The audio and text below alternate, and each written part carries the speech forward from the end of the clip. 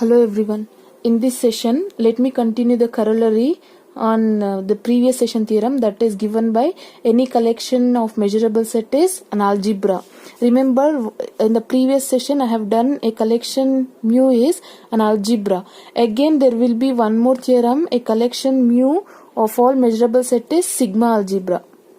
So it has been asked in one of the year. I will do it in next session. But anyhow, let me prove the corollary of first theorem, that is any collection mu is an algebra. So I have proved this in the previous session. Now corollary is there. So corollary says that a finite intersection of two measurable sets, say E1 and E2, is also measurable. That is, if you have two sets which is measurable, then their intersection is also measurable. Again, one more corollary is that a finite difference, that is, if you have two sets E1 and E2, then E1 minus E2 will be measurable. Now let me prove this. Let me take mu as or m as collection of sets in a real number such that E is measurable. Fine. We have already proved in the theorem that mu is an algebra.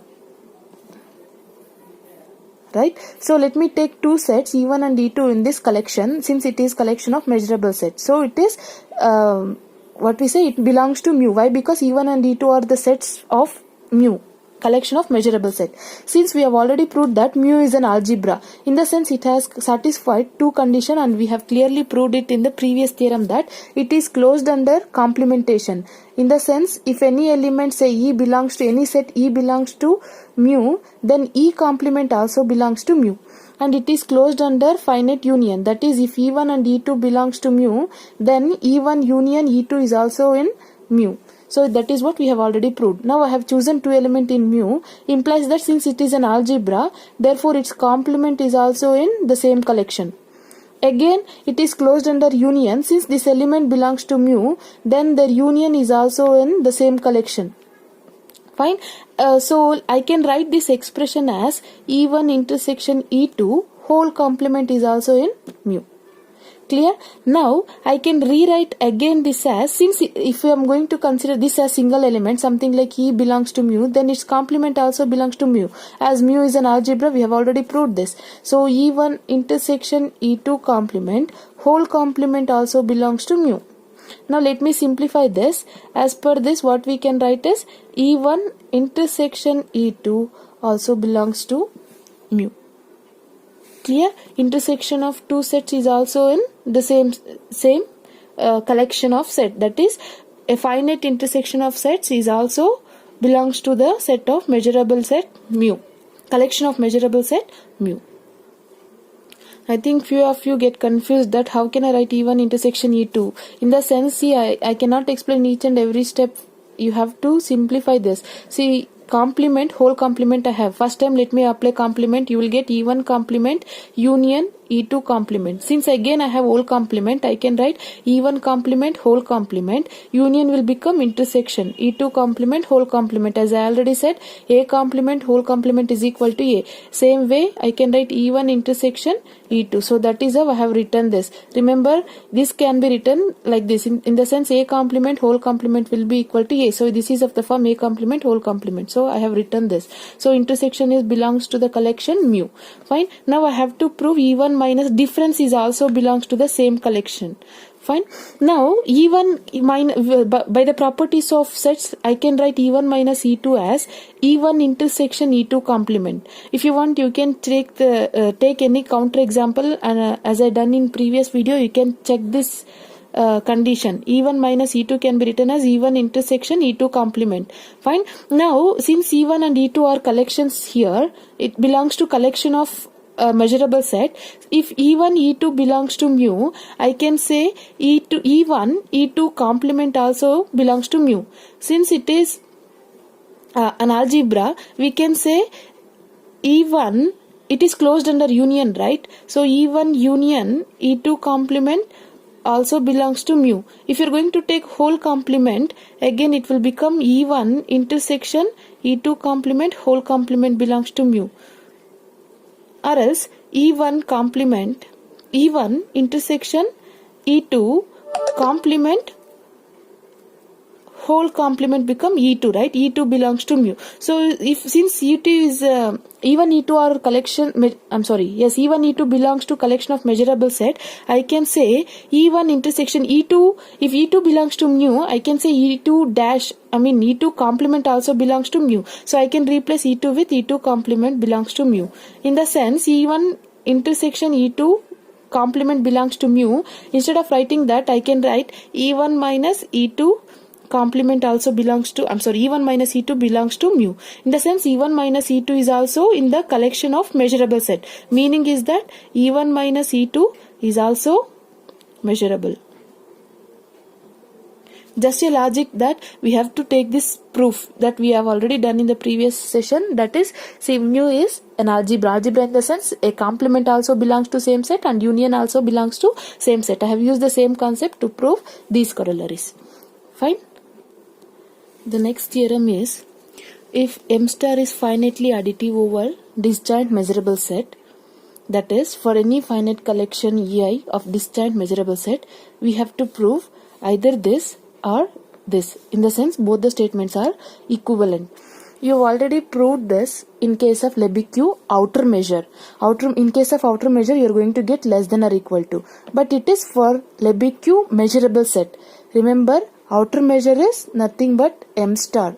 So we also called outer measure as Lebesgue outer measure. Similarly, measurable set is also called as Lebesgue measurable set. Fine. Lebesgue outer measure is different from Lebesgue measurable set.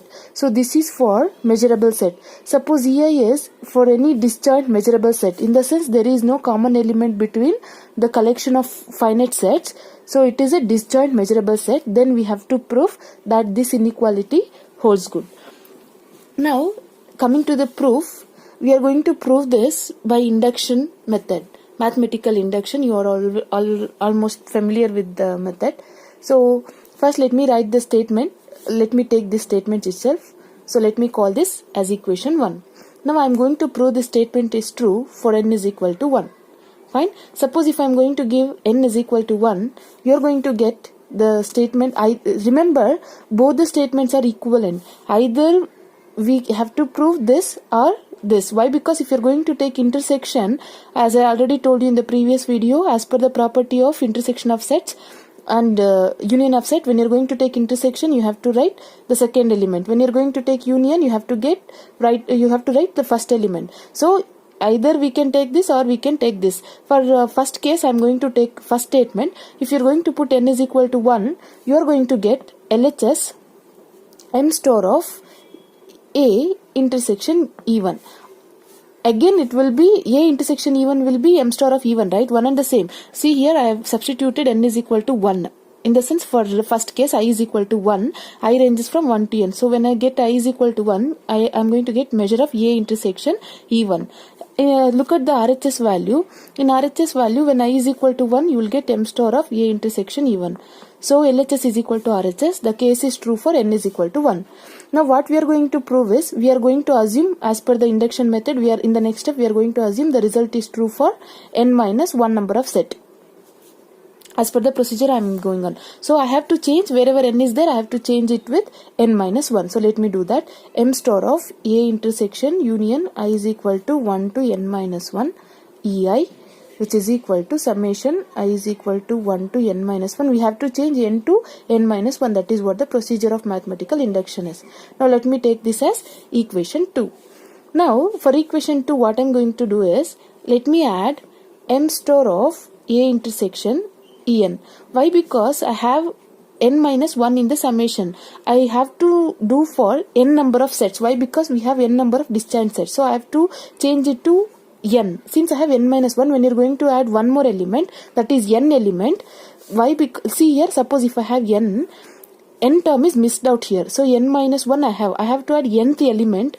That is why I am adding n. In order to make n minus 1 as n, I am moving one step forward. So I am adding this to both the sets. So that I will get A intersection union I is equal to 1 to n minus 1 EI plus m star of A intersection En is equal to summation I is equal to 1 to n. See here, instead of writing again, I am going to change n minus 1 to n. So I am not going to add here. It is understood, I have already added that. Why? Because I have changed n minus 1 to n. Fine. Let me take this as equation 3. Now, as per the property of finite collection of sets or disjoint set, I can write union I is equal to 1 to n, ei intersection en complement as union I is equal to 1 to n minus 1 ei. Remember, this is the property of a disjoint set. So when you are going to take a union of n elements with its complement, you are going to write, generally when you are going to take intersection, you have to write the first element. Fine. Remember, I have already told you the properties of sets. So when you are going to take intersection, you have to write second element. That is B you have to write. When you are going to union, you have to write first element. Since I have intersection here, as per the procedure, I have to write the second element, right? But remember, instead of writing second element, I am going to subtract 1 from it and I am going to write first element. This is one of the property of finite collection of disjoint sets, disjoint measurable set. So I have taken this property. Let me take this as equation 4. Or else, let me give this equation as 3. Fine. Now I'm trying to explain as per the notes so that you in order to avoid the confusion, and at the same time we can write, suppose if I have I is equal to 1 to n ei intersection en as per the property. So when you have intersection, you have to write the second element. So I'm going to write en. Now let me take this as equation 4. Now what I'm going to do is I'm going to take intersection with A for equation 3a. For this equation, I am going to take intersection with A on both sides in order to simplify. So let me do that. A intersection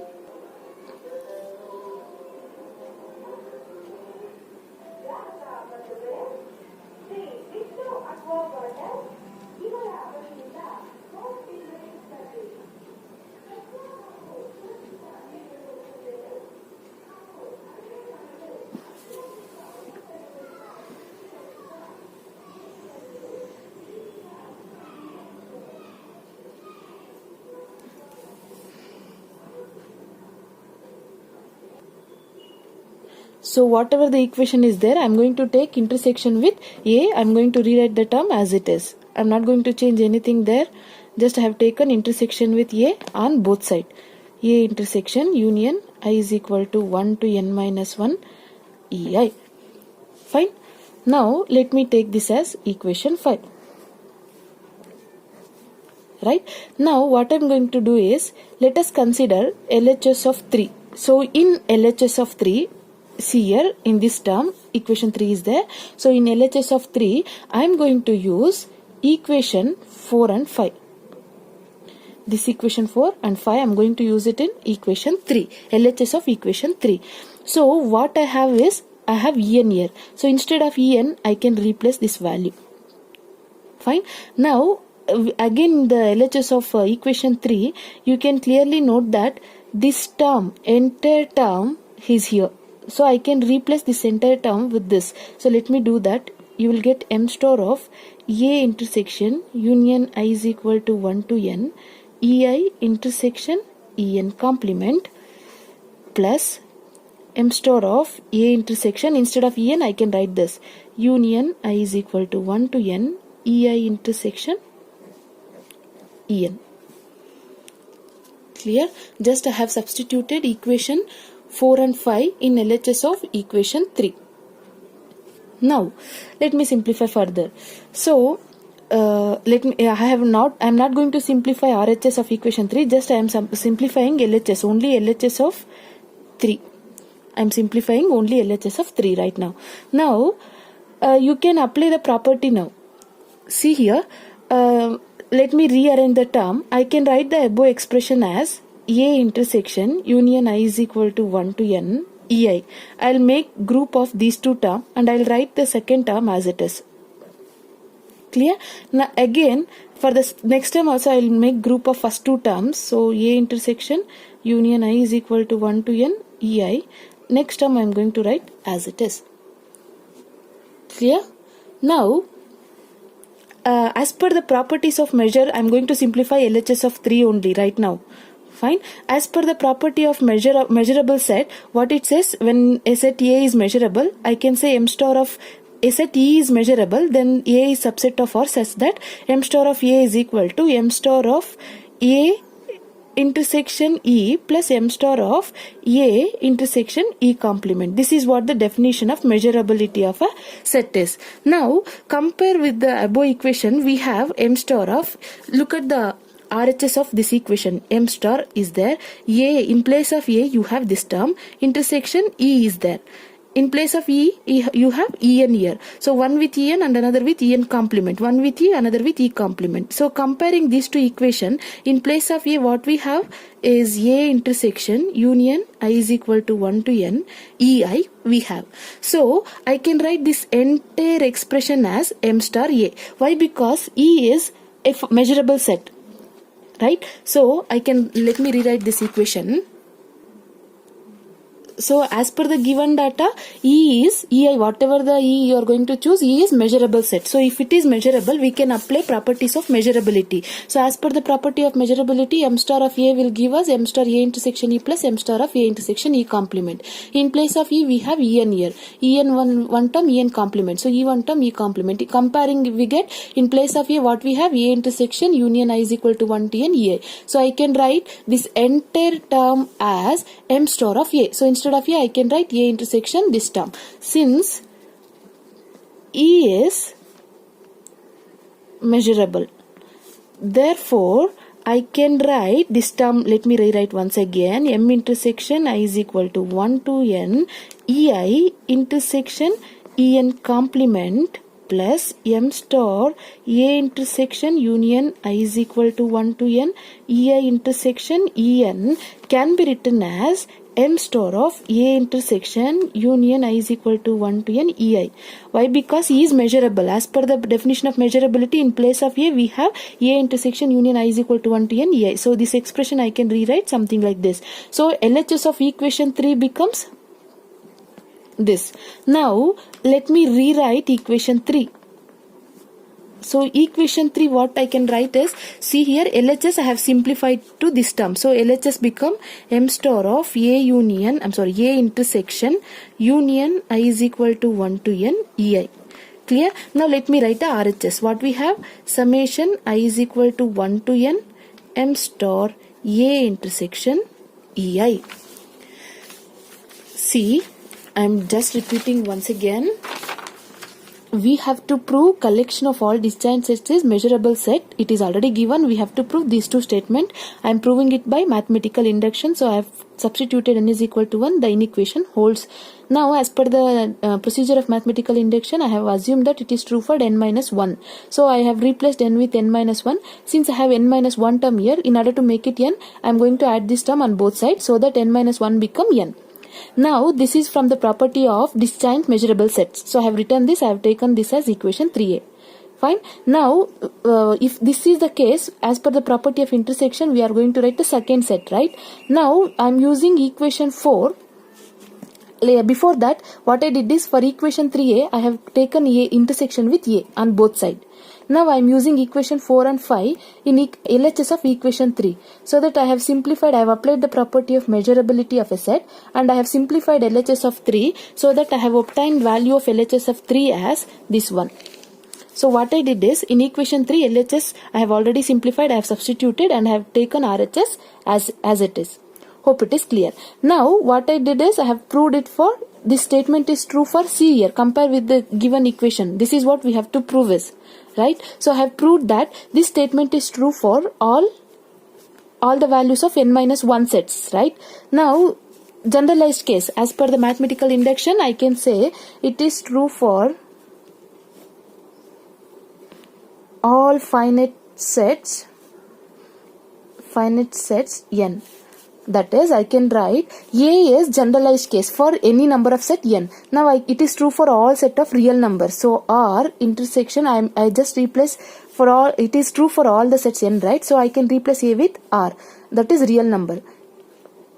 Meaning is, this inequation holds for all the real number n. So I can replace A with R intersection EI. Or else, when you are going to take intersection, I have to write the second set, right? So as per that property, let me rewrite this equation. EI is equal to, I is equal to 1 to n, m star of, I am going to apply intersection property, so let me write second equation. See here, first equation I have obtained. I have used the second one, I have obtained the first equation, one and the same. So hence the proof. Fine. See, I have done it by mathematical induction step. So I have manipulated equation 3 in such a way that I have used the second equation to obtain the first, and I have proved the result is true for all n, that is for all real numbers. Clear? Hope it is clear for you. Before going to start with the next theorem, we have corollaries of this theorem only. First corollary, let me see the first corollary. Corollary says that if E1 and E2 are two measurable sets such that E2 is subset of E1, in the sense E2 is contained in E1, then we have to prove m star of E1 minus E2 is equal to m star of E1 minus m star of E2. Fine. So this is what the corollary is. Now let me see the proof. In the question itself, it is given E2 is contained in E1. In the sense, suppose if I have a set E1, E2 is present in E1. Right? Clearly, this remaining portion is E1 minus E2, right? When you are going to remove this portion, from this you are going to get this area. Right? So this portion is given by E1 minus E2. Or else I can write E1 can be written as E1 minus E2 union with E2. See here, this set, entire set can be written as this portion plus this one. Instead of plus, I am using union here. Now, let me apply measure on both sides. Proof is very simple. M star of E1 is equal to M star of E1 minus E2 union. Instead of union, when you are going to apply measure, or else let me apply M star 1. I will do it in one more step. Union E2. Right? So, now, let me use the above theorem. What above theorem says is, if you have measurability, when you're going to take measure inside, union will become summation. Meaning is that when you're going to apply measure over the finite set, that is En, finite countable set, we can distribute the measure. In the sense, I can distribute the measure here as m star of E1 is equal to m star of E1 minus E2. When you're going to apply measure, union will become plus m star of E2. Or else let me shift this term so that you will get m star of E1. When you're going to shift this, you will get minus m star of E2 is equal to m star of E1 minus E2. So this is what the required proof is. Fine. Now let me go through the second corollary, and it is important. It has been asked in 2019. And the corollary says that if E1 and E2 are measurable set, for any two measurable set, given that E1, E2 is measurable set, then we have to prove m star of E1 union E2 plus m star of E1 intersection E2 is equal to m star of E1 plus m star of E2. Proof is obvious, right? As I already told you, when you're going to take union, you have to get the first term. When you're going to take intersection, you're going to get the second term. So we have to prove this by using the properties of measurability or outer measurability of a, Lebesgue measurability of a set. Let me prove this theorem. Corollary. Let me rewrite the statement given. Plus m star of E1 intersection E2 will be equal to m star of E1 plus m star of E2. This is what we have to prove is, right? And given data is E1 and E2 are measurable set. E2 are measurable set.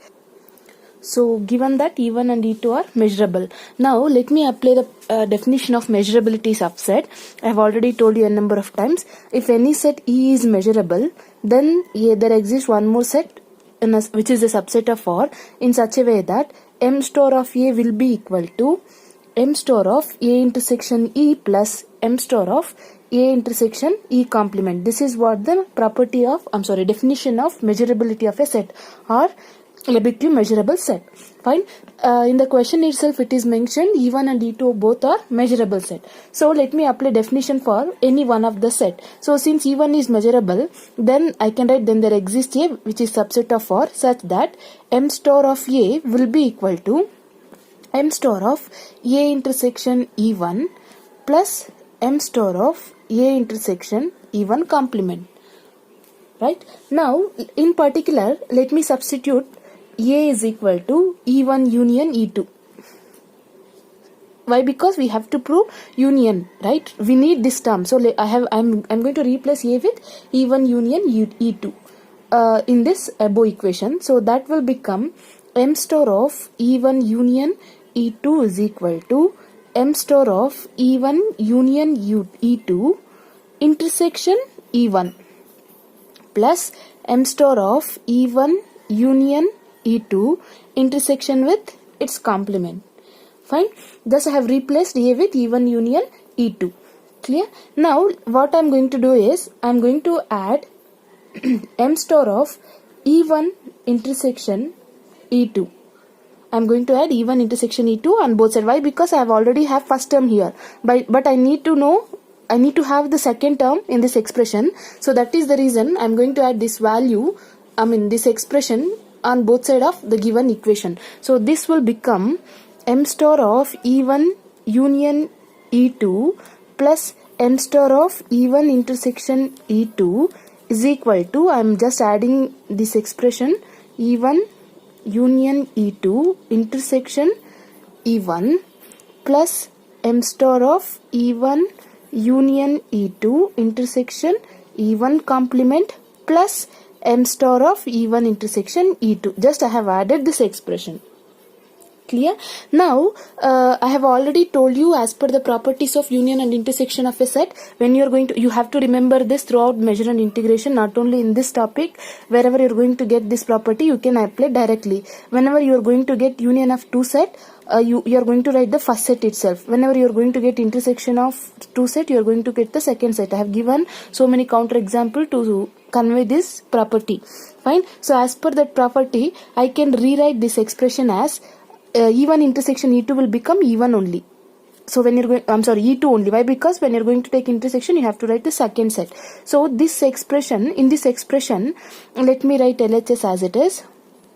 E1 union E2 plus m star of E1 intersection E2 is equal to m star of, I'm going to write the first two terms as it is, plus m star of E1 union E2 intersection E1 complement. Now I can write this term as m star of E2. Why? Because when I am going to take intersection, I can write the second term. So that is why I can write like this. Now let me take this as equation 1. Clear? Now you can see that in LHS we have already arrived the expression. In RHS we have arrived the last expression. Now we need to simplify these two terms, right? So let me take the terms, sets inside the measurability is what we have. So since I am removing the measurability, so in case of sets, plus will be equal to union. So let me take union E2 intersection E1 complement. I am going to simplify this value. Clear? So when you're going to simplify that, I have already told you as per the property, when you're going to take union, you have to write first term. When you're going to take intersection, you have to write the second term. Now I am just manipulate this equation. Let me write E1 as it is. I'll pair up these two. Union E2 intersection E1. Union I will write as it is. I'll keep E1 as it is. I'll pair up these two. Union E2 intersection E1 complement. Fine. I am just simplifying these two values so that I have to get this as E1 as per the required proof. Clear? Now let me simplify this expression. Since I am taking E1 as it is and union as it is, when you are going to take intersection as per the property, I am going to write second set, that is E1. Union, again E1 I will keep as it is. Again the property of intersection says that when you are going to take complement, intersection, I am going to take the second one, that is you will get E1 complement. Fine. Then E1 union E1 will be E1 itself. Union E1 complement, in the sense A union with its complement will be A only. It is one of the property. Fine. Again, when you are going to take union, you have to write the first term, right? So I am going to write first. So A union with A will give us A only. So as per that, I can write this as E1. So meaning is that the entire expression, if you are going to take measure, I can write like this, m star of E1. In the sense, this expression I can replace with m star of E1. So let me do that. Then equation 1 will become m star of E1 union E2 plus m star of E1 intersection E2 is equal to this entire expression I have simplified for m star of E1. So let me write m star of E1 plus remaining is plus m star of E2. So this is what the required proof is. And this is the second corollary of the given theorem. Hence the proof. And it is important theorem. It is asked in one of the year 2019. Second year sub question it is. Hope so it is clear. Thank you. Continue in the next session.